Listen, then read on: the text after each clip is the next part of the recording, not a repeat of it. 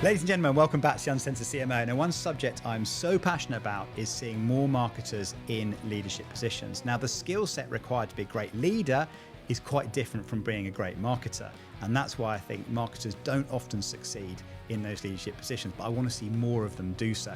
Now, my next guest is perfect for this conversation. John Amaechi has got a fascinating background. He was originally an MBA star over in America, and he's now become a psychologist, a business coach, and has written many, many books on the subject of leadership. He also has a new book out called It's Not Magic, which looks at the ordinary skills of extraordinary leaders. And actually, John has a beautiful way of describing what great leadership looks like, how it sounds, how leaders behave, and some of the ordinary skills that you and I can acquire to become extraordinary leaders. This is an amazing conversation. John is genuinely one of the most inspiring people I've ever had the pleasure to meet, and I know you'll get a lot out of it. Here it is. John Amaechi, welcome to the Uncensored CMO. It's really good to see you again. Thank you.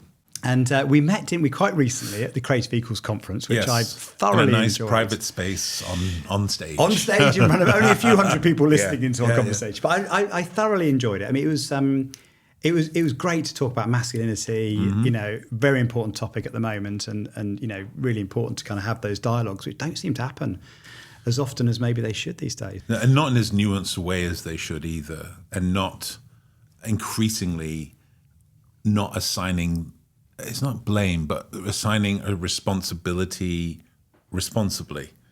You know, it's such an interesting thing. We can acknowledge that there's a crisis around masculinity, for example, and it's doing real harm to men without suggesting it's the fault of women, which I feel is creeping into the dialogue a little bit. The idea, there's a lot of people I respect a lot. Scott Galloway, really like him. I did a response piece to his stuff on masculinity, because he was talking about the fact that men have to swipe. I've not been on an app in a while. Is it? Oh, yeah. Right. They have to swipe right. So many more times than a woman might. You know, 500 times in order to get one thing. And it's like the implication is that women are too picky or women are something else. But really, like all people, it's not the picture. We know from the research that women, you know, you put images of men, they a little bit of extra weight, you know, a kind of corny mustache, whatever it is, that's not the stuff that's going to make women go away. It's what you write in there that's making them swipe left at lightning speed. And it's your fault. It's the man who needs to think about and rethink about it. I just wish, I was talking to a young person about this the other day, I just wish people could realize that masculinity can be personalized and flexible. You don't have to pick now and keep to it. But it can also, you don't have to pick somebody else's idea of it. It can be yours and work for you. Yeah, and it's a great, valuable conversation, and definitely more to come. Actually, it inspired me to do so, because at System 1, where I work, we kind of measure emotional response to advertising, and we spent a lot of time looking at how people are portrayed in different segments of society. But it struck we haven't really thought much about men and how they see themselves and what role model we are setting for men in the kind of creative that we produce. So yeah, a lot more to come on that, I think. Yeah, I hope so. Yeah, it'd be really good to talk about. Well, listen, we're here today because you've got a new book coming out, which I would love to quiz you about. And I want to start with the title and the premise of the book, because it's not magic, and I've got the book here, The Ordinary Skills of Exceptional Leaders. And what intrigued me straight away was the framing of ordinary. Because, of course, you know, we see leaders on stage, don't we, doing these inspiring speeches, or we listen to people watch people negotiate a difficult situation, and it feels out of reach. It feels kind of somehow, you know, magical and so on. But you position all that really as ordinary, and that we can all achieve it. So I'm just intrigued to know what inspired this positioning of ordinary skills. I suppose there's a couple of things to this, and literally I've not talked about it this way. It's just occurred to me because you said this. The elemental makeup of most interesting things is quite mundane, right? Diamonds, these things we value so much broadly, whether it be for commercial purposes, mining rocks or whatever, or whether it be for beautiful rings and necklaces. They are made up of just like carbon assembled in an interesting way, and maybe some other things to make them slightly different shifts in color. And that's what I'm talking about here. These leaders that we see that appear so polished and amazing, the relatively few that there are, by the way, that are so polished and amazing, what they do is just small things stacked in the right order and consistently, right? Because nobody's impressed by a diamond that looks good and then falls to pieces right afterwards. It's the endurance of that object that makes it truly special and desirable. And the same thing with leaders. It's these basic construction elements that on their own, you look at them and you're like, boring, dull, uninteresting. How can that be anything? And you pull them all together, and the shape that it creates is one that is alluring and draws people to it, and that's leadership. I mean, what I love about that framing is it then feels attainable, doesn't it? Other than, because often when we see very successful people, it just, the gap between us and an elite athlete or an elite speaker or whatever just feels too big to bridge, doesn't it? And I think bringing that back and breaking that down just suddenly gives you that confidence that actually maybe I could step into that, you know. Because I think a lot of this, I mean, we started at the beginning about kind of self-assurance as well, isn't it? Is often a big deal, isn't it, for a lot of people? They don't think they could ever do something like this. Yeah, and I don't make this feel attainable because I want to kind of pander to people. It is attainable, right? Not everybody will be the same magnitude of storyteller as their favorite leader. Not everybody will have that same kind of seeming person of the people type of approach, and not everybody will be as comfortable on stage, and not everybody will be as technical in front of their stakeholders. But in terms of helping people to see that you're a person they can follow safely, we can all do that. And I think it's important that we recognize, especially now, we live in a time where I think part of the narrative that exists as a low hum in society broadly is one that tells everybody that you're not very powerful. There's very little you can do. And so this book in part is to help people to realize that maybe your sphere of influence is small. Maybe your sphere of control is even smaller. Maybe it's your family. Maybe it's a bit of your extended family. Maybe it's you and the person who sits next to you in that cubicle in your office. If you use some of these skills, if you build them compound over time, you will be the kind of person who will be a magnetic influence on the people around you without having to kind of have a title that goes along with it. And maybe if you can build those skills, good, conscientious workplaces will see them and you'll earn that title as well as those skills. Yeah. You mentioned something there about, finding, not everyone necessarily will be the great speaker or the great writer or whatever. Something that comes out later in the book, actually, I thought I maybe start at, because it just struck me as a good place to start. You talk about finding your value proposition. And I thought that was quite powerful because we sometimes don't spend enough time thinking about what our skill set is and thinking about what the organisation we work for needs and finding that overlap between the two. And it reminded me of a period in my career where I was a bit lost and really kind of not sure what to do next. And I kind of got to the point where I thought, I'd been at the company like 13 years, quite a long time. And I thought, I probably, if nothing changes, I'm going to go. And I did this offsite for a few days, and they put this really simple thing up on the board. It was so simple. It just said, write down all the things that you're passionate about, that you believe you're, in your skill set, and then write down all the things that the company are struggling to do or have a challenge with, and overlap, and just look for the little thing in the middle. And it just put this spark in my head. I went, oh yes, here's I a new love place this. I can contribute. Yeah, exactly. Yeah. And I thought the company's not doing that. And I remember I was so excited. I phoned up a couple of the directors on the board and said, can I have breakfast with you on Monday? And I took all my flip charts in. It felt, it's funny, on Friday it felt all very clear and straightforward. Then on Monday I'm like, yeah, it doesn't look quite as obvious. Isn't that always the way? It slips the context through your exactly, memory. Exactly. But I remember on the Monday saying, right, this is the big gap for the organisation. I think I'm the person to do it. And it was probably one of the most transformational parts of my career. And the reason it links to this actually is it was the point at which I went from being probably a good functional manager. I was good at doing elements of marketing, to a new role where I was leading a big team. And man, that jump is huge, because the things that kind of made you good are no longer the things that make you good in the next stage. And I think that you must find this a lot with the people you coach, that jump from being I'm the expert to then I'm the leader that people are looking to. Yeah, I just talked about this in one of the social media posts I did, this exact thing, this transition from I am valued for my direct technical expertise to I am valued as a person who can enable other people's direct technical expertise and the relationships of trust you have to build and the delegation and communication skills you have to have, the conflict management skills you need to negotiate, the ways you have to be able to set boundaries clearly and set expectations even more clearly. And to me, it's such a different skill set, but also the fact that many people who are technical experts, that's exactly the stage where they start to lament. Because what happens is you go from being expert, you get your promotion, and you're an idiot. Yeah. It's like, I was an expert yesterday, and now I feel stupid. And very few adults like to go from feeling, I don't know if this research has been done with people who are legitimately, not that sharp or not interested in being sharp, but certainly people who are interested in being sharp, the experience of feeling dumb is one they have to get used to. Good academia does that regularly, right? Because you buy into and endorse and study an area of study, and then over time it develops and you have to catch up, and so you get dumb and then you get clever again. But yeah, it's a big part of that transition. But the other piece I think is important in that transition is that you disconnect people. Their technical expertise is almost like a transactional relationship with an organization. I'm just really good. I get paid for being good.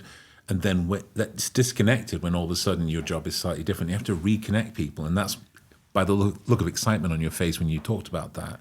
That was the thing that seems to be. It's like, oh, I've got some real purpose and value, and it's specific. And it's not just that I'm clever and can do this job technically. It's that I can also have a bit of a vision and see things that other people have missed.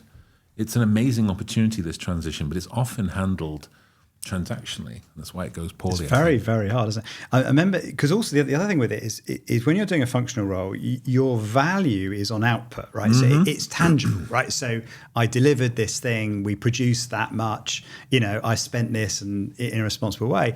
But with leaders, it's intangible. It's have you empowered people? Is the team morale high? Have you collectively achieved, not have you individually achieved? Yeah.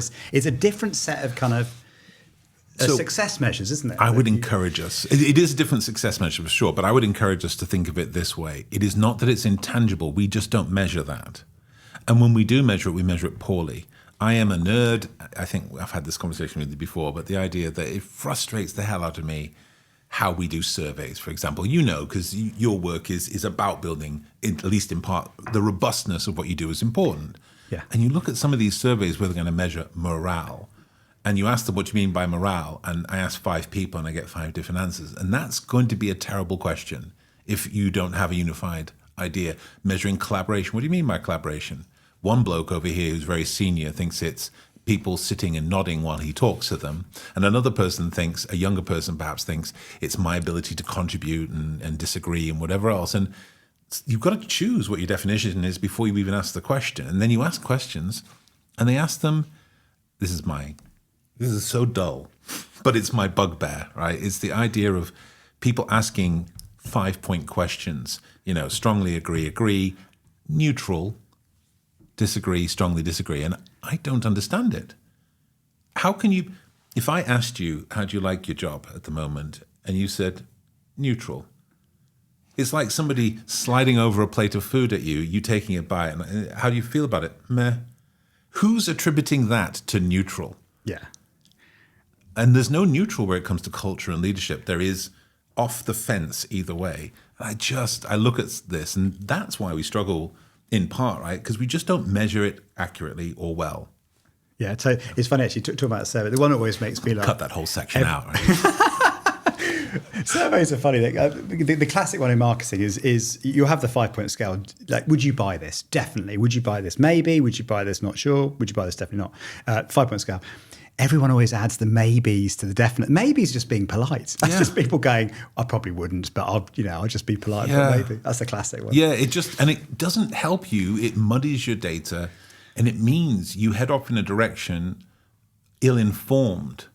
To me, those things, it's like having a compass that can tell you the direction, it can tell you north, right? But what you do to make somebody else happy is you bring in another tiny magnet next to it. And so you're heading off in north-ish, But it's not exactly north because you've got this factor in here that's just messing up your data. And that's what those questions do. Yeah, I can see that. We talked about kind of some of the surprise that you get when you go from being functional leader to a leader. You train a lot of people on leadership. What do you commonly see as the misconceptions of leadership, or what people are surprised about when they have to make that kind of jump into leadership? Some of it is about, as we talked about with masculinity, this idea that there is a leadership style. And this is born, actually, it's not really people's fault. It's born of the idea that many men who are leaders have an idea that leadership is strength. And by strength, they mean certainty in the face of absolute refuting evidence. It means always knowing the answer. It means never being vulnerable. It means being the loudest person in the room. It means being charismatic, and you'll know from the book that it's not a word I think, again, there are 1,000 different definitions of it. And all of those things works really well if you might be some combination of middle class, traditionally educated, Russell Group or other country equivalent, and on and on and on, and male.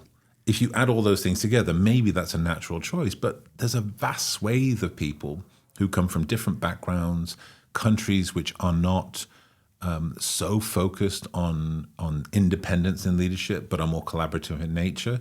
And there's a space for all of these flexible different types. And it prevents people from going to leadership because they look at other people and say, oh, I can't lead that way. And it's like, don't then. Because I'm telling you right now, there are tons of people, if you led a different way, who would breathe a sigh of relief, whose performance would rise. And even those people who had tolerated and maybe even thrived in the crucible of toxic leadership, imagine what they could do if a percentage of their energy wasn't always there as a firewall to keep them from burning up. Imagine what they'd be capable of if they realized they could say, I don't know, and not have their ear tune off. Yeah. I think that's the thing. We need more people who lead in different ways, but responsibly. That's a lovely framing, actually. It's interesting. I've got a WhatsApp group of CMOs, and we often have chats before I interview people. And I dropped this conversation into chat and said, but there was one question that came through about 3 different people, all similar question, which is an unusual one. But do you think Trump's re-election what impact is that having on our perception of leadership? Because there's a very, very different style, a very sort of aggressive, hard negotiator, extreme kind of in language and body, everything, right? Do you think that's having an effect on how we see leadership in terms of what's... Oh, it's a tricky question, really, isn't it? It is, because I've got no 1A visa, and that's why it's a tricky question. No. So I would refute some of the premise, right? So is he a hard negotiator just based on the facts? I'm not sure that's true or clear. I think it's hard for any person who's the principal of a country to just be a hard negotiator because, certainly a country that's nominally a democracy, because there are checks and balances that will prevent you from just saying, I'm doing this, for the most part. Is he himself part of the problem? The world and people broadly love a model excuse character, right? And he's a model excuse character. You can yell in the middle of your meeting, and instead of feeling bad about it, and other people saying, that's not normal, that's not how leaders behave, you can go, leader of the most powerful man in the world is what people call the president, right? Right there. And it gives you this immediate sense of, oh, I can be so much more terrible before there isn't somebody out there who's more extreme than me. And it's a wonderful excuse for people. I would suggest that I'm a massive bloke. I am 6'9" and 20 many stone. And I know for a fact that intimidation and anxiety and fear are terrible motivators.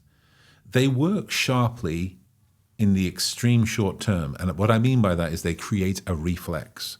So the first time you terrify somebody, they will respond, but their response will be amygdala based. It will not be prefrontal and frontal cortex, smart person based. It'll just be, oh my God, what do I do so I never get shouted at again? And some of that is I'll bury the bad news. I'll make other people tell the bad news. I will keep my head down and not, you know what I mean? It's not pro-performance stuff that happens. And so don't be that. Don't fall into this trap of thinking that because it's easier, and it's always easier to be a bad leader than good, just because it's easier, if you really are interested in winning in this world that we live in right now with the kind of diverse, cognitively diverse, interesting people who are going to perform and win with us, then your approach has got to be, how can I create an environment where individual people can thrive, where they know the rules of engagement with each other and with me as a leader. They know what good looks like to me. They know what high performance looks like to me. They know their scope of authority and power, and they know that I'll back them with the use of that. These are the things that make people like sit down and think, I'm just going to kill it for this person. People who are terrified, they're the ones who run away when the shooting starts. Yeah. You're so right. I was just doing a mental checklist actually as you were talking about good bosses and bad bosses I've had. And you're absolutely right. The bad bosses, I had to jump when they said jump, and I had to follow the orders, because they were terrifying, whatever. But I was working out my exit plan from day two. Yeah. You know what I mean, right? Yeah. Whereas the good leaders, which were empathetic, empowering, understanding, delegating responsibility, all the kind of stuff we'll come and talk about, they're the ones that today I'll still be loyal to, go out of my way to help, talk about in the rooms when they're not in, all that kind of stuff, But it is important for us to say here that this is not about soft leaders with no ambition, because I'm incredibly robust, right? I am interested only in helping people win. I want them to thrive, but I want people to thrive in organizations that win in terms of their objectives. And if you think of the leaders that you're thinking of, it's not that they were just like, yeah, whatever, don't care about standards or anything else. They did all that with the behaviors that made interpersonally, that made it easier for you to want to perform. The other thing about being scared or using fear as a tactic is that it stops working over time. Because in America, they do these. I remember when I went to high school there for 1 year, I went to haunted houses. And they aren't like the ones I'd seen, just somebody putting up a scary skeleton. These are proper productions, like theater standard. And you go in, and the first time there's a jump scare, you lose your stuff, you pee a little. And then the next time it's a bit frightening. And the third time, and then what you realize is these things are winding productions through a house. And by the time you come to the end of it, somebody's jumping out with a bloody knife. And you're like, can we go for food? And that's the thing leaders need to remember. Yeah. Your tactic of fear, anxiety, all of that, it'll give you one good jump and maybe a second. And not only will they be looking for the exit, they'll be like, I'm bored of this. Yeah, so right.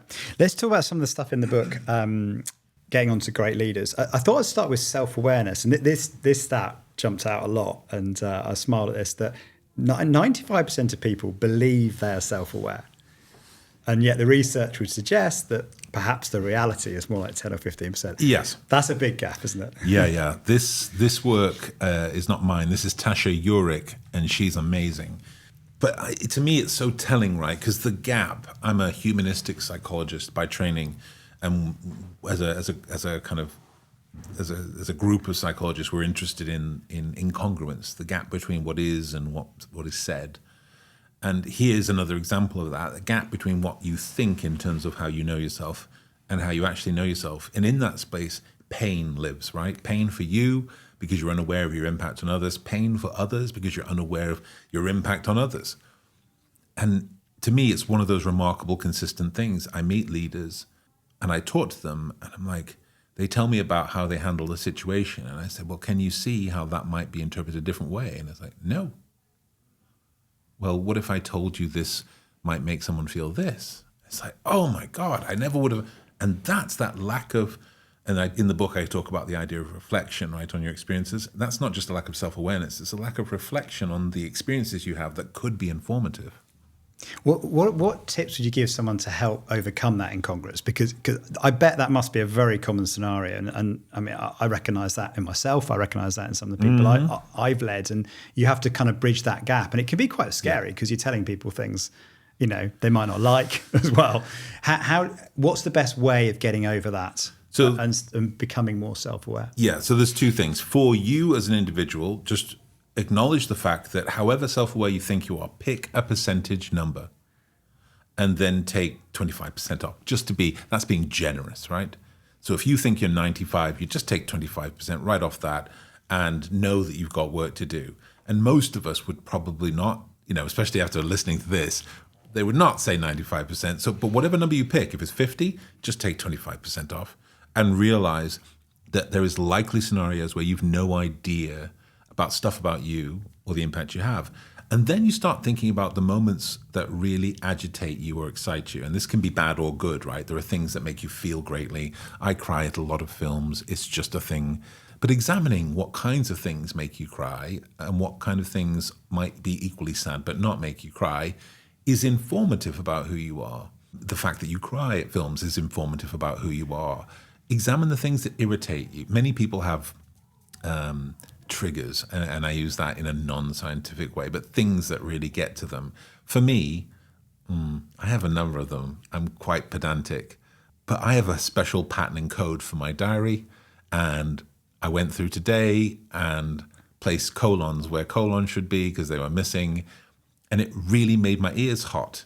It made me mad that it wasn't right, because it's such a small thing and it's making me mad to think about it right now. Right? I can see this. But it's ridiculous. Yeah. But it's important for me because the fact that I'm a pedant about details will have an impact on the people who have to work with me closely. Right? The person, I don't have any here at the moment, but we're looking into that. And when that happens, kind of a crucial piece of information, right? That not knowing the formula for my diary is going to create friction. And I just think we don't examine these moments. That's one thing.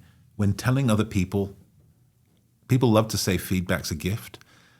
It's not how it's interpreted by most people, but there is a way you can do it. And I think, and again, when I talked to you about this, I don't remember everything that I even wrote in the book at this stage, but one of the things you can do is permission yourself, even if and almost especially if you're a senior person talking to a junior person, but definitely if you're talking to a peer or you're managing up, you're talking to somebody else more senior, permission yourself. Say, look, I know that you want to be the best possible kind of leader.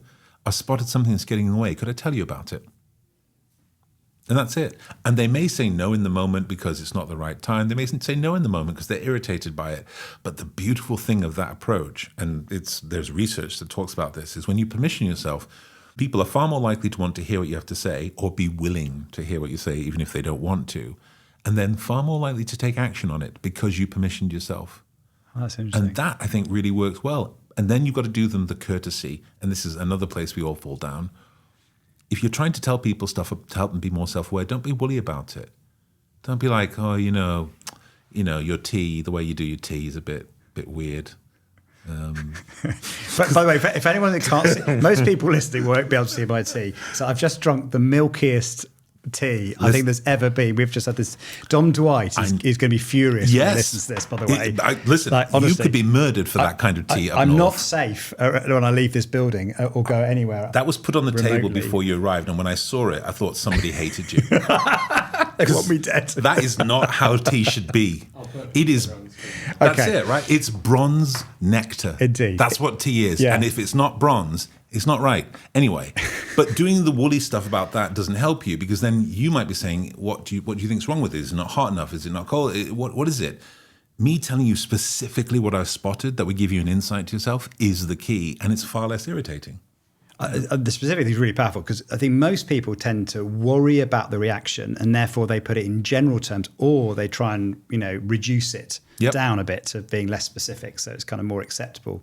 That makes a lot of sense. But doing that, when you talk to people about their trying to advance their insight, you put it in a context that matters to them. So I know you want to be the best kind of leader. I know you're really interested in that internal promotion. It's in that context that I'm telling you, I think this is getting in the way of that. And it's this specific thing. And if you stopped doing that, or you started doing that, or you did it more or less, then that helps you in the thing that you want, rather than I prefer it if. Yeah.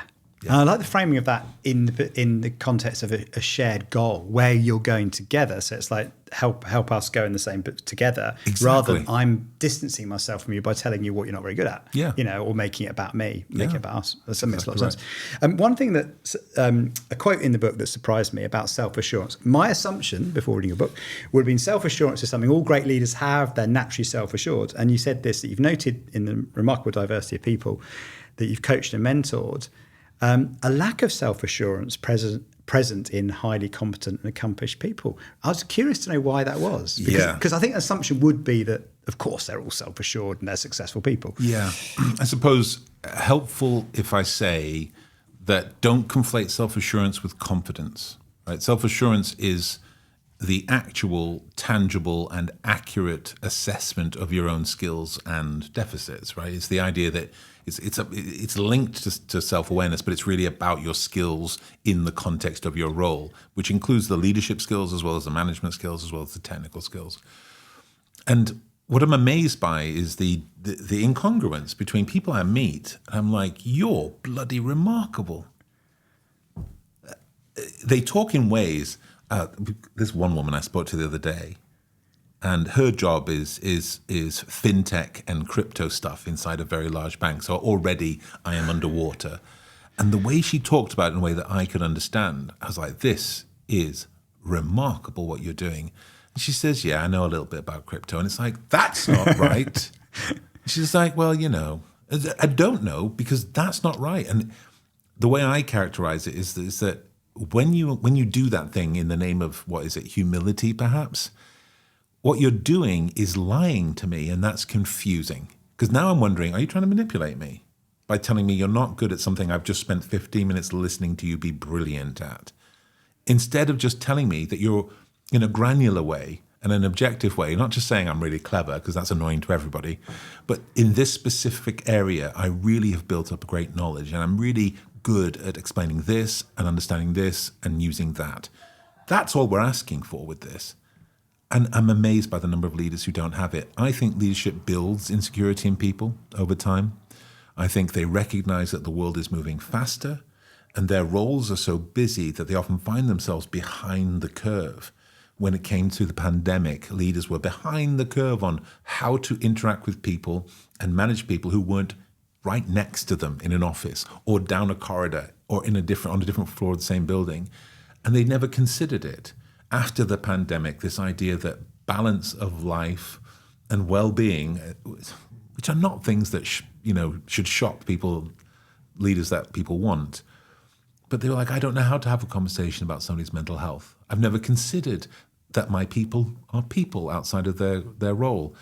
And so it builds these small anxieties. Plus, we all watch great leaders and think, oh my God, I'm terrible compared to insert name here. Yeah. One thing, I mean, because this podcast gets to speak to lots of the best marketers on the planet, chief marketing officers of big organizations, a couple of things I notice really consistently is one is they all have this appetite for learning. It's almost like the more senior they get, the more they realize they still have to learn. It's a bit like, I mean, leadership is like a never-ending, lifelong kind of lesson, isn't it? You never quite get there. It's not like mastering, one sort of functional thing. It's like a constant thing. And I noticed the appetite for learning. And the second thing I noticed is a vulnerability. And I mean, because you talk about vulnerability in the book, which is really powerful, but also vulnerability of their position. Because when you are a leader, I mean, I'd say one emotion I felt, going back to my moment I told you about, where I did this pivot from functional expert to leading this new division.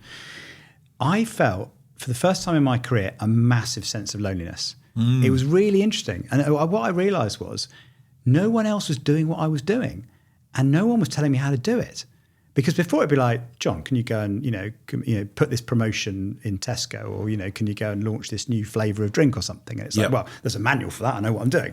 And then suddenly it's like, nothing happens unless I lead.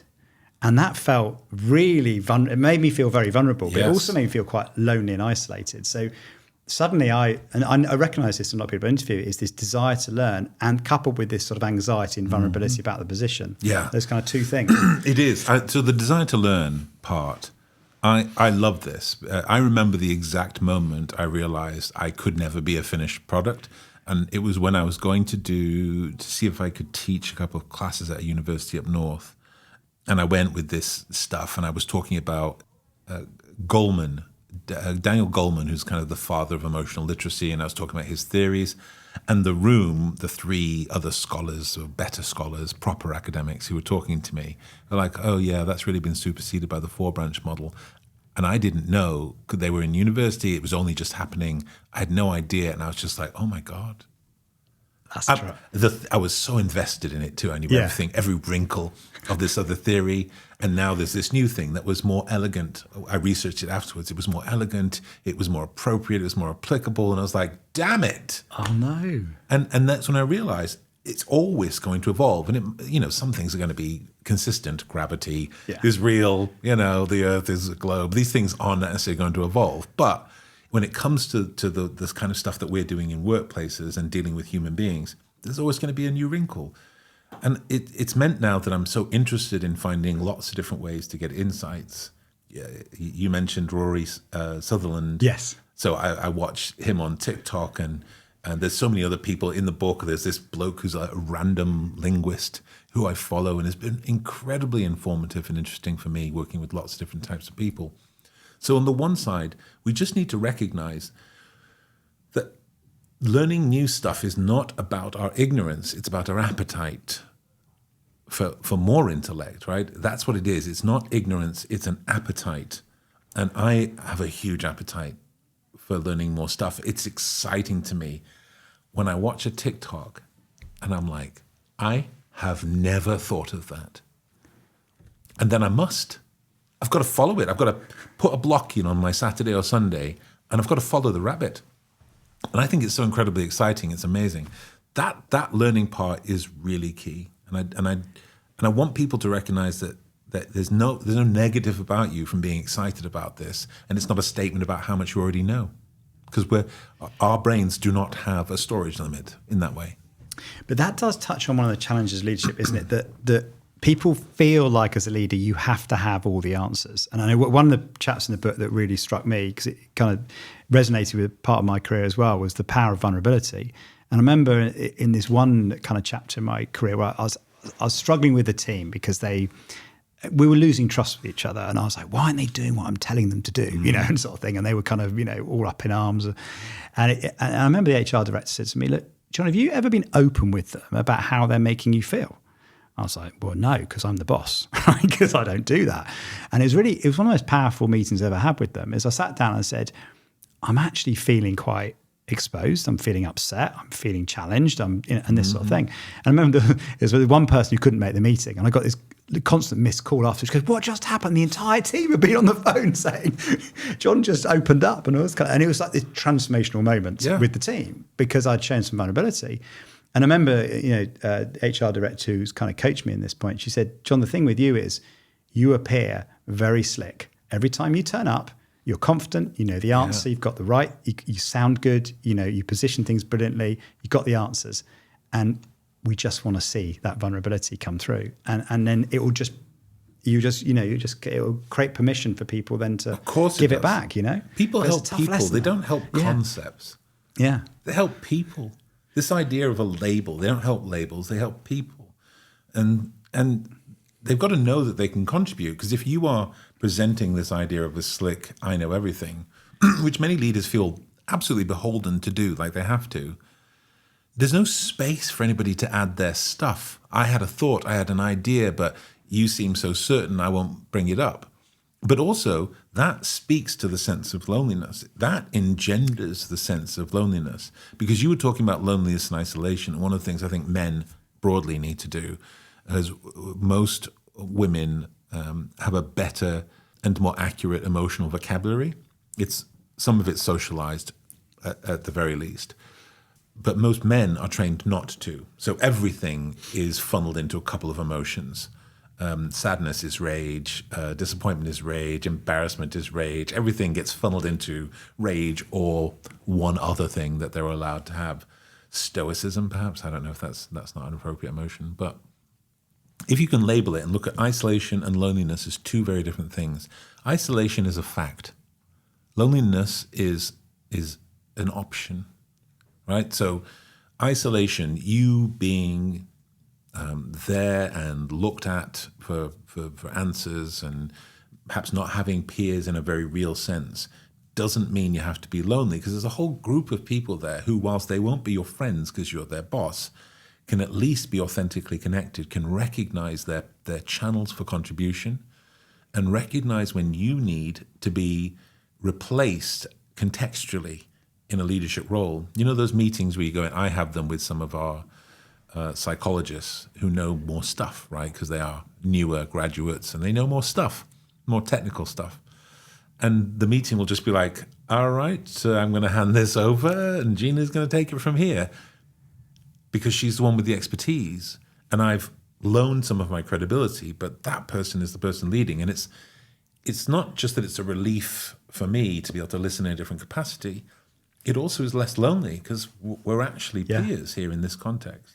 It brings on to another element of vulnerability, actually, which really struck me, and I've seen this play out really well, is when you give credit to people, because rather than take credit, and also where you give away knowledge rather than protect knowledge, because the assumption is in the kind of old model it would be is that power is the knowledge, right, and being the smartest person in the room, all that kind of thing.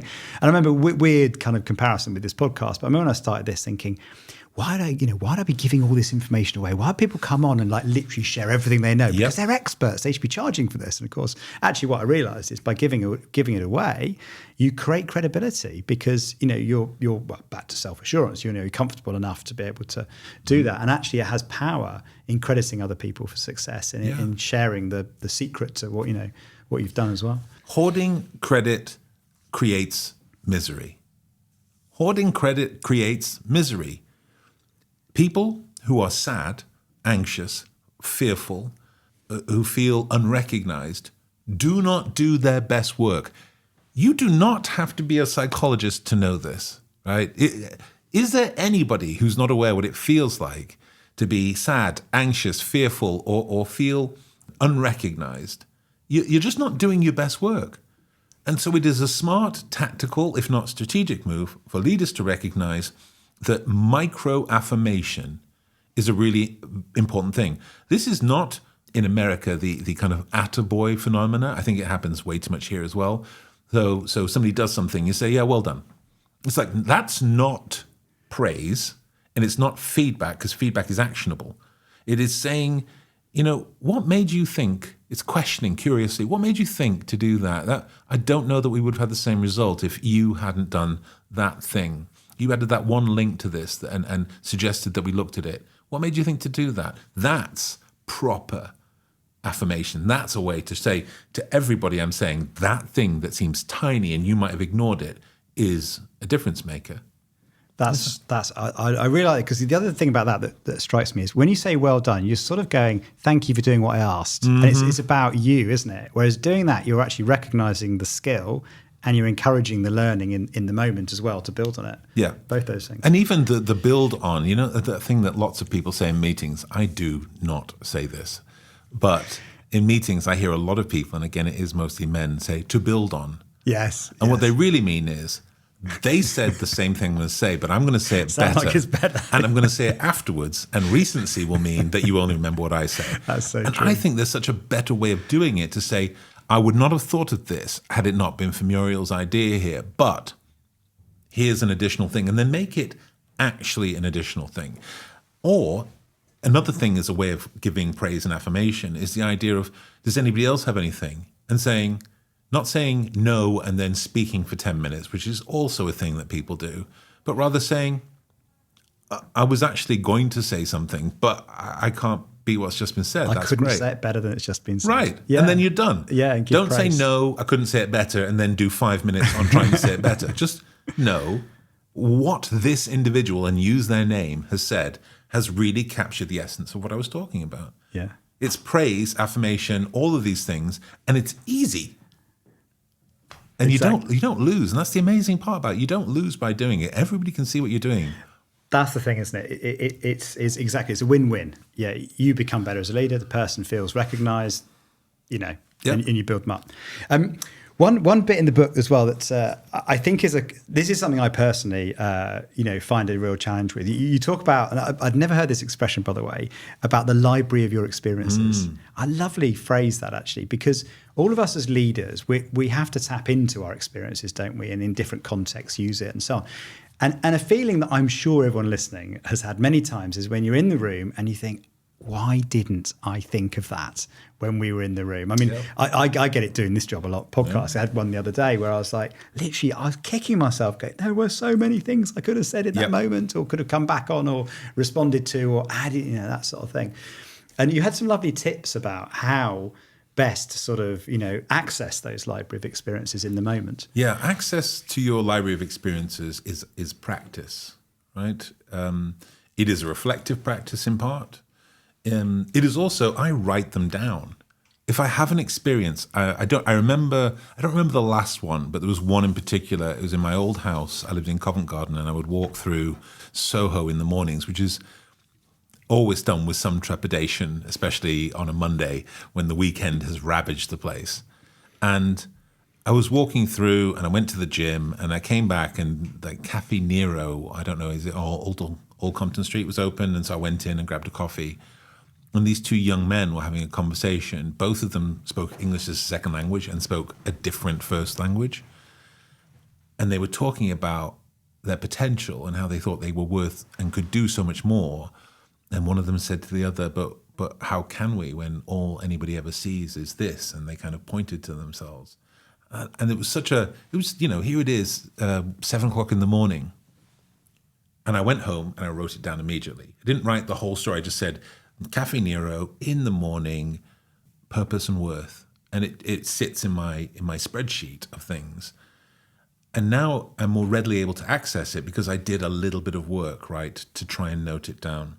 And I think that's something that we can all do.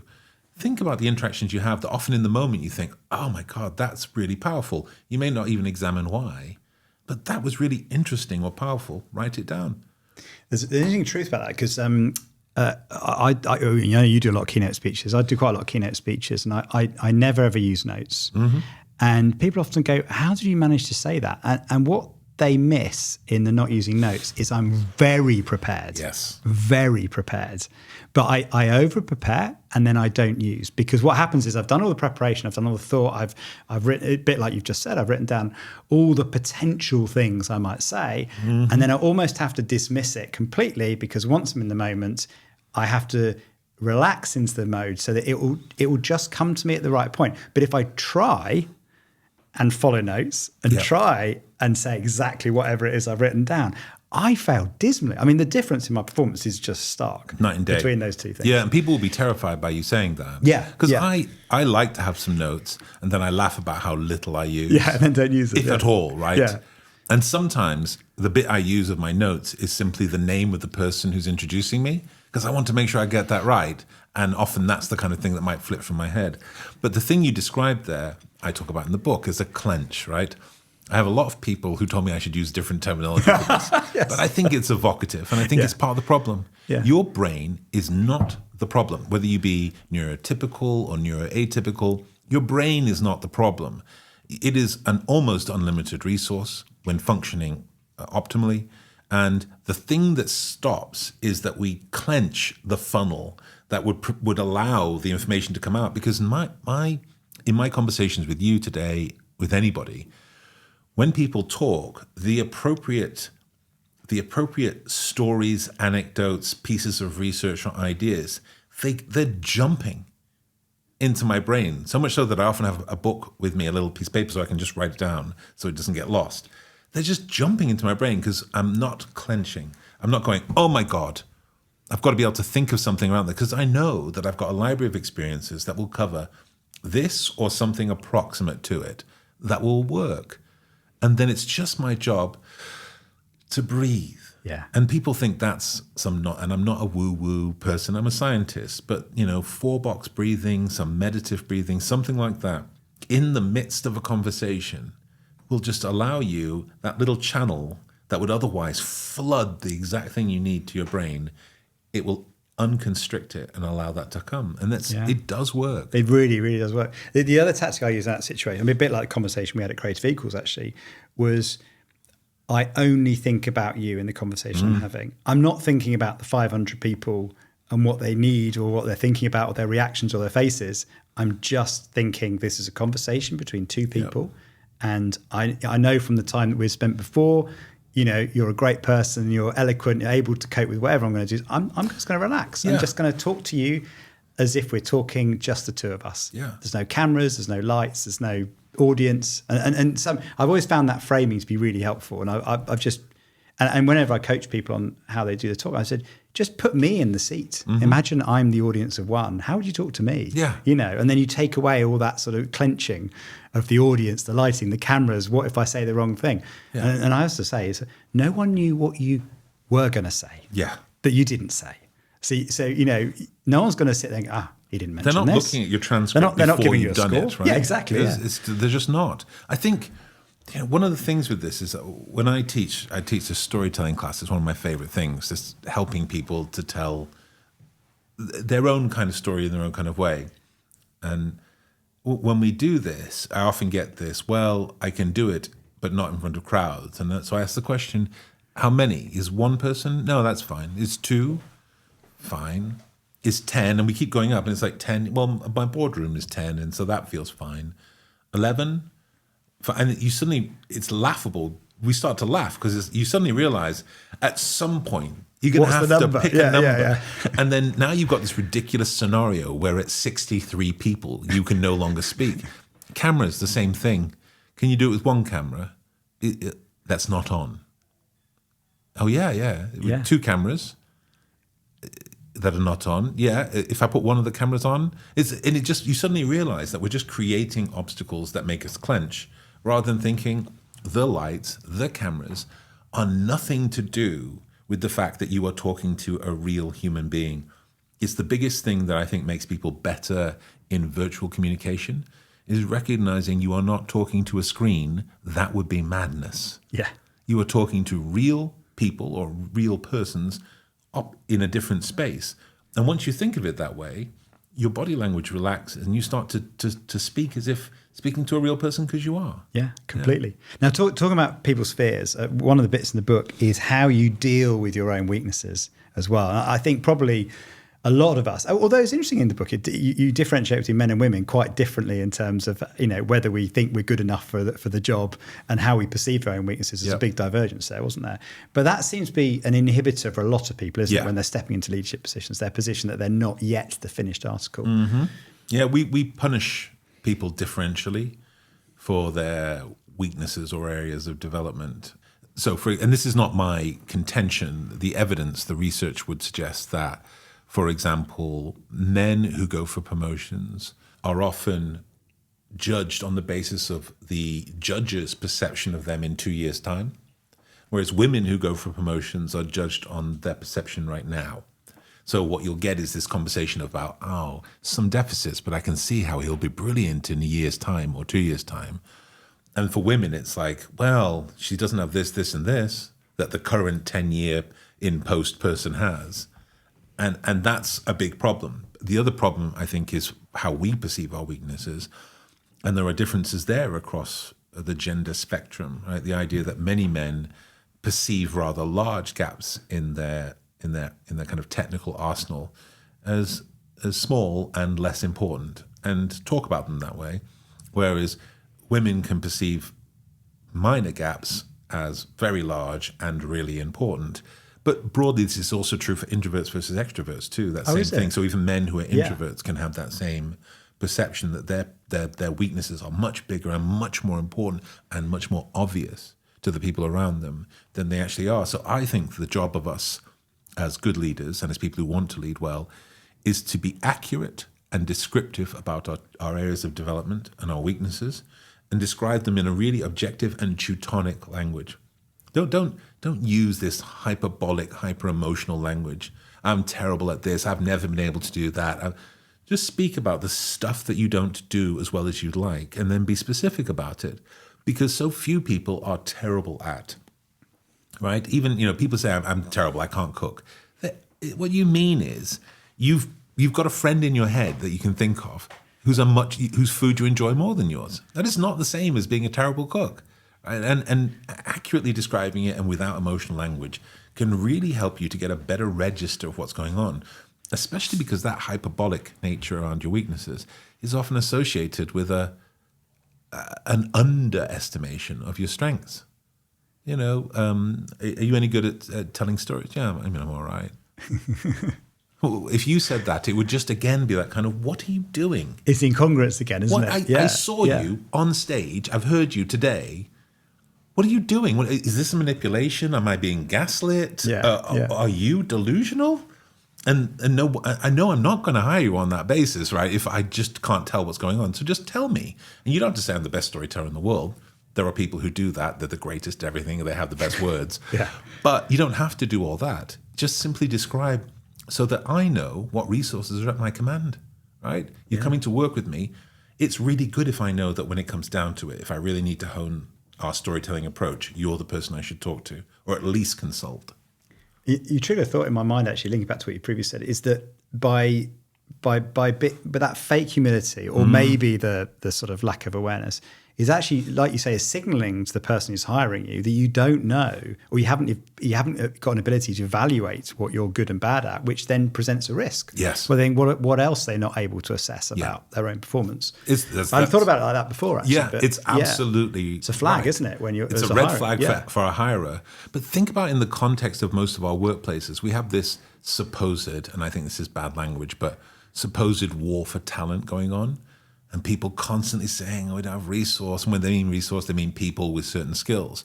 And it's like, I am convinced by the people that I talk to that teams are replete with skills, replete with talent, but much of it's hidden. Much of it is underdescribed in a way that you can't notice it, or hidden away because there are leaders who are literally terrified of the skills of the people who work for them, rather than being excited about the fact, oh, you know how to do statistics? Amazing. It's never been my strong point. Oh, you know how to do this, and with Canva, and it's never been my strong point. Be excited about that instead. I think removing the threats that some senior leaders feel would be liberating, wouldn't it, to the organisation? And you talked about isolation and loneliness again. If people are frightened of you, that is loneliness inspiring. Yeah. What could create a moat around you of separation other than people worrying that if you get too close to them, they're in danger? Totally. You put a quote out recently, which I really liked, saying leadership isn't always about what you're capable of achieving. Sometimes it's about what you're capable of empowering others to become. I thought it was interesting that, because it's such a truism about leadership, but it's interesting you use the word become. Not do, not achieve, but become. I thought that was quite a specific kind of thing in terms of thinking about the person and how they can become their full selves or achieve what their potential is, all that kind of thing. But I mean, that really is the role of the leader that becomes hard when you have to, your success is other people's success, isn't it?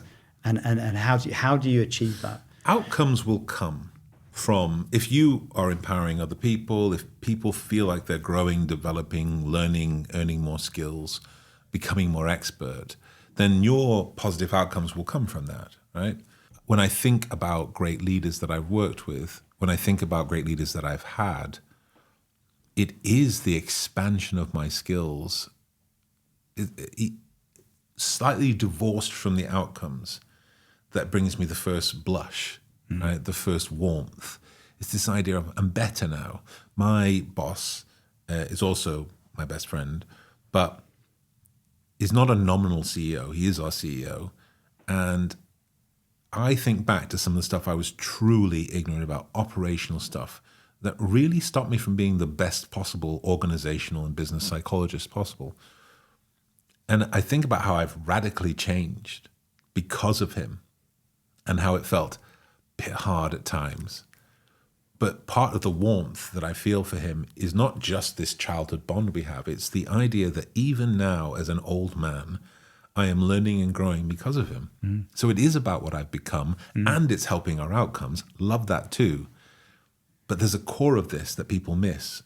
don't always be focused on are they doing the work right and better and whatever else, because that will come as a function of them growing. 100%. Yeah, that makes a lot of sense. I love that.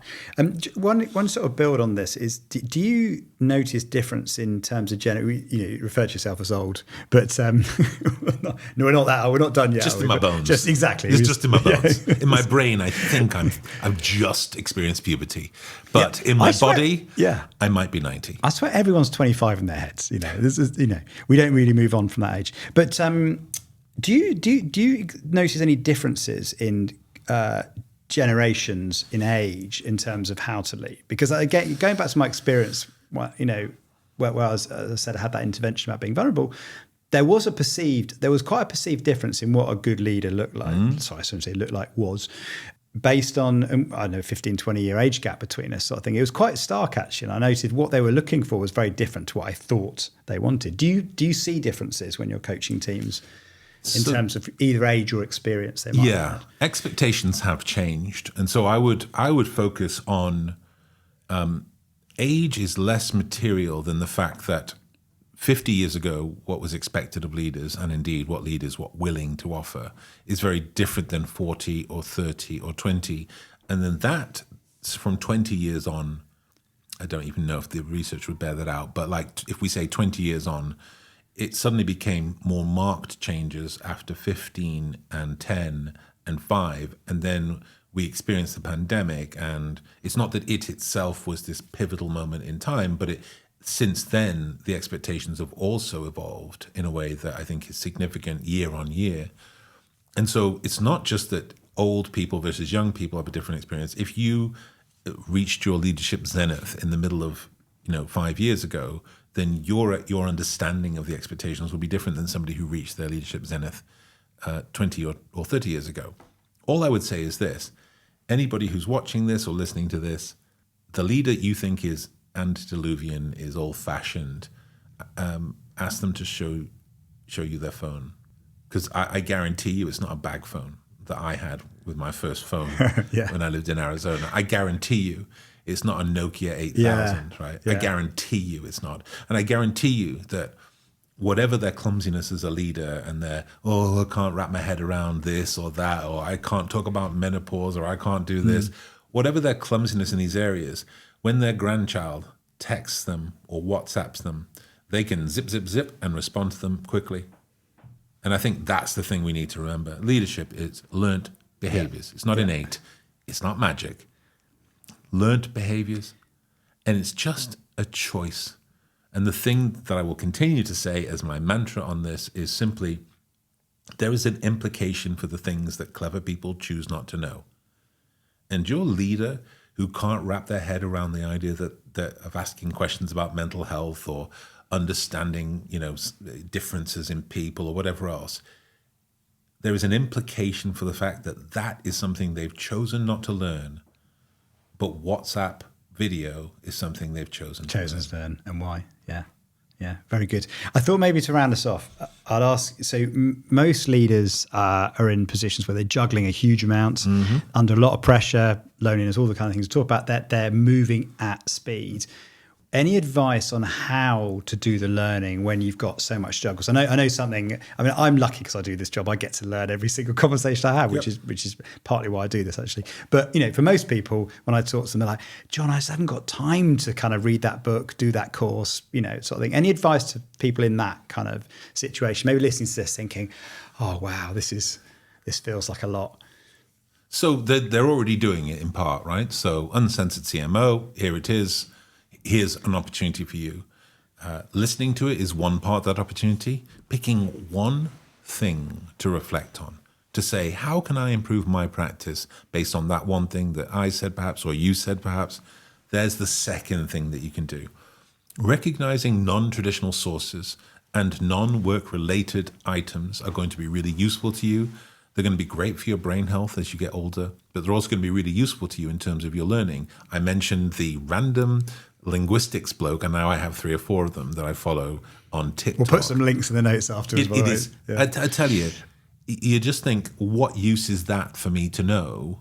And then all of a sudden, if you just unclench, you'll be in a circumstance where suddenly It whips back into your brain. It's like, this is why I needed to know that. And so pick non-traditional sources, especially because many of those non-traditional sources, and I'm not talking about please stay away from conspiracy, make sure it's evidence-based, pick your sources carefully. But many of the non-traditional sources are 90-second samples. And then just develop a little filing system in TikTok where it says, oh, I'll save that into this was interesting in this way. I'll save this into this was interesting in this way. And then you commit to one more thing. Pick one Saturday morning when you're on a train to visit your relatives or one trip flight when you're going for business. Just say, all I'm going to do, I'm just going to flip through one of those folders today and write down what occurs to me. That's it. That makes sense. I think there's some study that showed that the more messages there are, the less you remember overall. So doing one thing, you've got the best chance of that one thing working. You add 2, 3, 4, then overall it goes down. Just one thing. You'll do less. The leaders, I hope, will know, and I hope they'll read the book. But if they do, I hope they recognize that at every chapter there's a bunch of stuff you can do. Just pick one. Just pick one thing. If you need to pick the simplest one of them, pick one thing, and then think, how can I practice this? How can I put this out there? Because most leaders are one small decision away from fractional improvement in their skills. One thing that they can do or do more, one thing that they can do less or stop. They're that far away. One thing that they could learn or improve. Why not? Yeah. If you really want to win, and by the way, I am not a warm and fuzzy psychologist. I want to kick ass in a contextually appropriate way. I want to win, and I want to help people win. One thing that you could stop or do less, one thing you could start or do more, one thing you could learn that you didn't know yesterday could be a fractional improvement that keeps someone with you a day longer, a week longer, a month longer, help someone perform a percentage point better. I want to win. And just to say as well, as we close, do get the book because it's beautifully written and I can see the care taken over the examples, the language and the phrases. I learned a couple of new phrases as well, which is quite cool. But at the end of each chapter, very practical as well. So you've got lots of simple tips as well. John, thank you. I could talk for ages because it feels like I've had my own therapy session here, which has been lovely. So I appreciate you giving up your time to do this. And congratulations on the book, which comes out end of September, I think. Which hopefully September. By the time this goes out, you'll be able to get the book. You'll be able to grab it. Amazing. Awesome. Thank you so much. Thank you very much for listening or watching Uncensored CMO. I hope you enjoyed that. If you did, please do hit the subscribe button wherever you get your podcast. If you're watching, hit subscribe there as well. I'd also love to get a review. Reviews make a big difference on other people discovering the show. So please do leave a review wherever you get your podcast. If you want to contact me, you can do. I'm over on X @UncensoredCMO or on LinkedIn where I'm under my own name, John Evans. Thanks for listening and watching. I'll see you next time.